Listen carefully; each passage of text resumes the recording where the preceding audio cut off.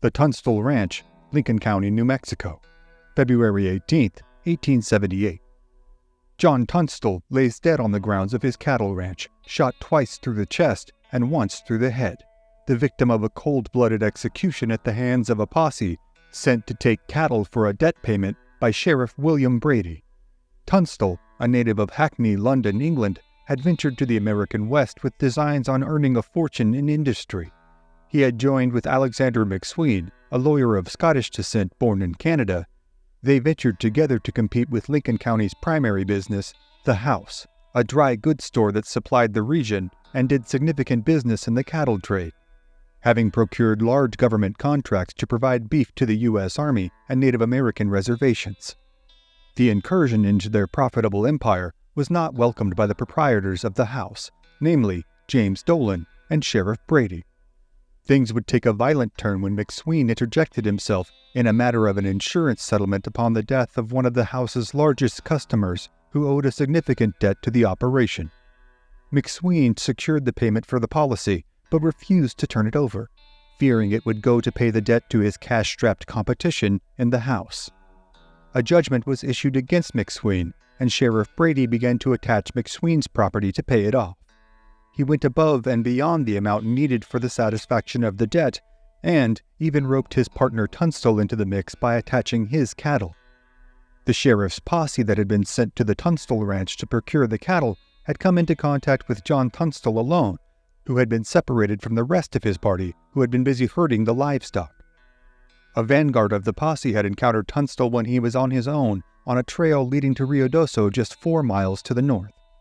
With Tunstall had been Billy the Kid, Dick Brewer, John Middleton, and others, but they were too far separated from Tunstall to see his encounter with the posse.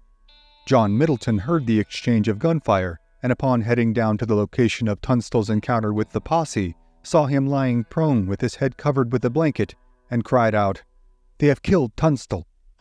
The fateful mid-February day in this picturesque, elevated mountain terrain of southern New Mexico was starkly contrasted with the scene of a vicious act of retribution in the murder of John Tunstall. Sheriff Brady would officially claim that John Tunstall had fired on the posse while positioned directly in front of them, and that he had been killed when the posse had returned fire. This account appeared highly improbable to the friends and kin who knew John Tunstall as a mild-mannered and thoughtful man. At 11 o'clock that night, Billy the Kid and Robert Weidman reached Lincoln with the news of the killing. Tensions immediately grew high amongst the townspeople, as this escalation in the feud between McSween and the House would certainly beget more bloodshed.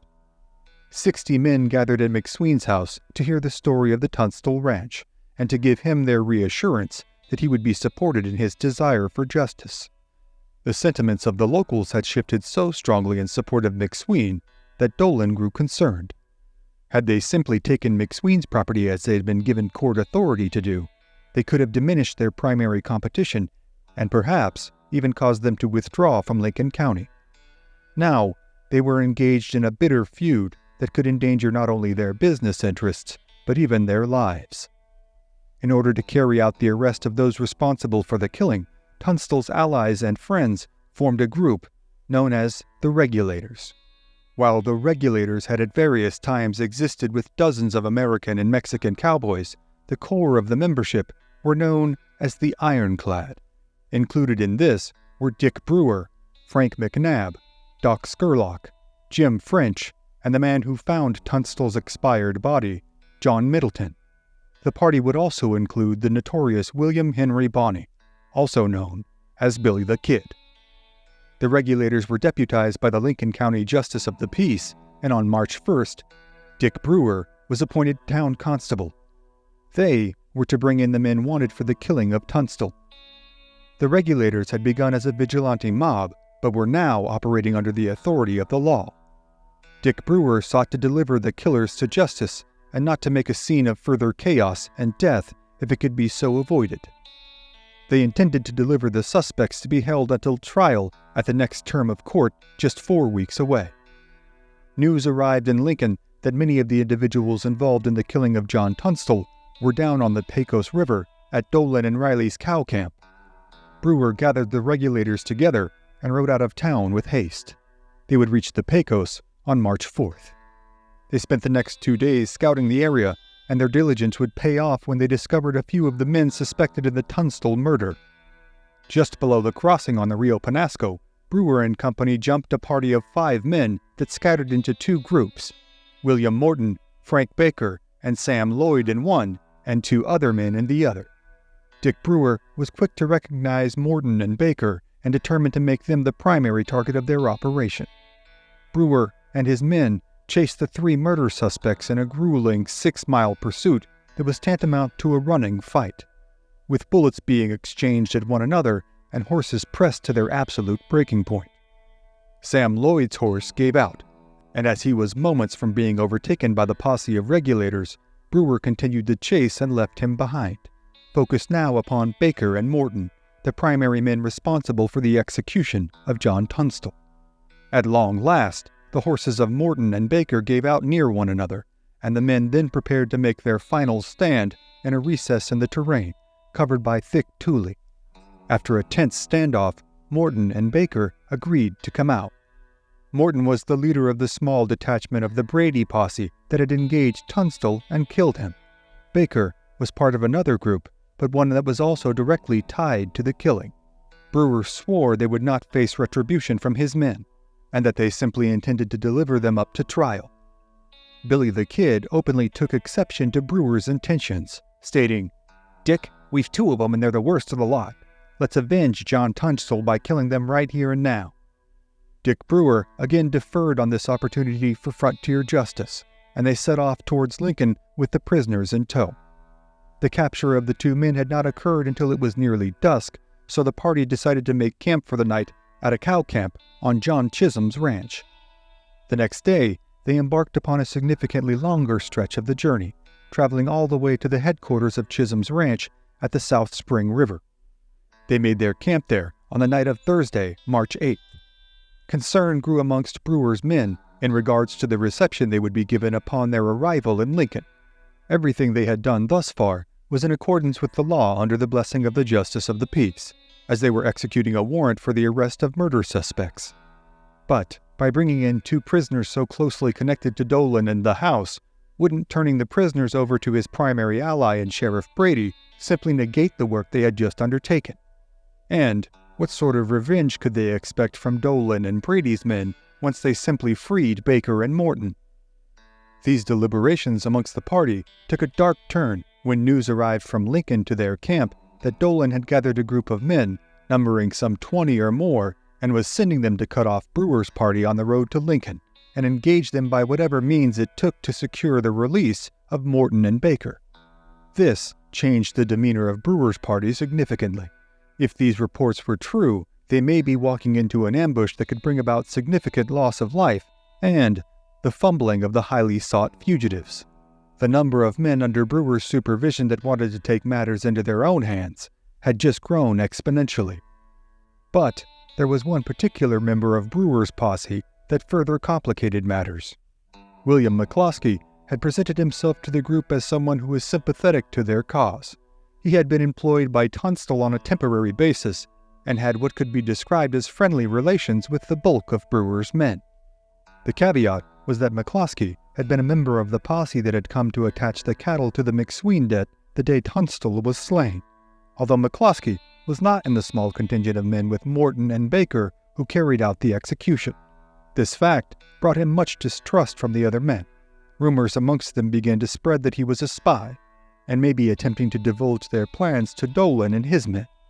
The whispers grew louder amongst the men of their suspicions for McCloskey, and the concern for the danger they faced from Dolan's ambush grew into extreme and palpable anxiety that had quickly overtaken the camp. Brewer gave Morton the opportunity to write a letter to a relative in Virginia that night. The letter would foreshadow the shocking turn of events that was soon to unfold. Within the long letter, Morton began an explanation of the job he had been sent on, attaching property in the service of a debt, as well as his version of events that Tunstall had fired upon him and his men first, that the fire had been returned, and thus Tunstall had been killed. He recounts his arrest, being fired upon by 100 rounds as the Brewer posse gave chase, and his concern that they may be intending to kill him. He wrote, I have heard that we're not to be taken alive to that place. I am not at all afraid of their killing me, but if they should do so, I wish that the matter should be investigated and the parties dealt with according to the law. If you do not hear from me in 4 days after receipt of this, I would like you to make inquiries about the affair." The following morning, just after 10 o'clock, the Brewer party headed out from the Chisholm Ranch. They traveled ahead roughly 10 miles on the road to Lincoln, then, unexpectedly, they changed course and headed north. They had rerouted using a seldom traveled path to Lincoln that swung out almost to the foot of the Capitan Mountains before turning back towards Lincoln. Should Dolan have stationed a contingent of men upon the primary road into Lincoln, this alternate route had surely circumvented his plans. It also served to lengthen their journey, and it would provide the cover of nightfall for their arrival in Lincoln. As they pressed on through the mountainous region, the party had drifted into further splits from one another in their travels. While they trekked their way through the Blackwater Canyon, Brewer, from his position near the rear of the convoy, heard a series of gunshots echoing through the gorge from just up ahead. An unsettling series of possibilities flashed through his mind on what he thought could be the cause, and while his thoughts feared the worst, he spurred his horse hard and sprinted forward to the front of the line. His fears were realized when he came upon the fresh corpses of Morton, Baker, and McCloskey. Morton's body had been peppered with 9 bullets, all delivered into his back. The account Brewer was given by his men was that Morton had been riding in front with McCloskey, grabbed his pistol, and shot him with it. Morton and Baker then raced forth to escape and were cut down in the process.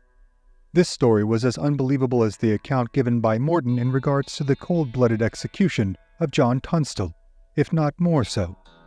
Dolan's faction would spread reports of the event in a different way.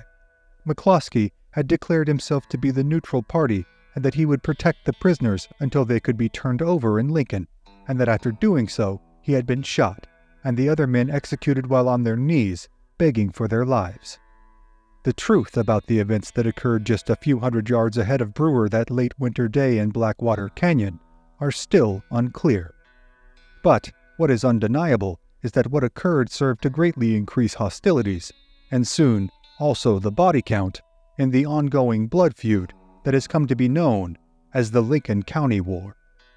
But the tales of ruthlessness and retribution that hold the truth and consequences of the New Mexican mountains are, for tonight, other stories for other times.